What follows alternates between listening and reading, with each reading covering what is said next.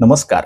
श्री स्वामी समर्थ मित्रमैत्रिणींनो, मी तुम्हाला स्वामी महाराजांची एक अशी गोष्ट सांगणार आहे. जर ही गोष्ट तुम्ही ऐकलीत तर तुमचा स्वामींवरचा विश्वास अधिक वाढणार आहे. मित्रांनो, ही गोष्ट आहे, एक दिवशी स्वामी महाराज त्यांच्या भक्तांसोबत एका गावामध्ये मुक्कामाला होते. त्या दिवशी त्यांचे सर्व भक्त आणि स्वामी महाराज गाढ झोपलेले होते आणि त्याच वेळेला स्वामी महाराजांच्या त्या संपूर्ण सगळ्या भक्तांचं सामान जे आहे ते तिथून चोरण्यात आलं. रात्री त्यांच्या गावावरती दरोडा पडला आणि त्याच्यामध्ये सगळ्या भक्तांचं सामान जे आहे ते चोरांनी चोरून नेलं. त्यावेळेला स्वामी अचानक उठले आणि जोरजोरात हसू लागले आणि स्वामी महाराज म्हणाले, अरे उठा रे मूर्खांनो, कारण की तुमचं सगळं सामान जे आहे ते चोरीला गेलंय. सगळे भक्त उठले आणि आजूबाजूला पाहिलं तर त्यांचं सोनं, नाणं, भांडी, कुंडी सर्व जे आहे ते चोरीला गेलेलं होतं. त्यावेळेला स्वामी महाराज म्हणाले, घाबरू नका भक्तांनो, कारण की तुमचं सामान जो आहे तो माझा मुलगा जो आहे तो परत करून देईल.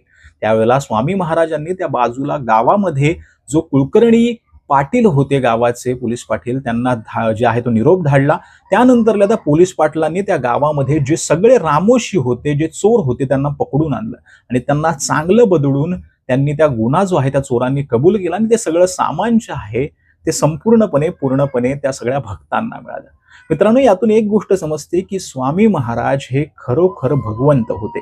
त्यांच्या रूपानं साक्षात परमेश्वर जो आहे तो या पृथ्वी तलावर नांदत होता.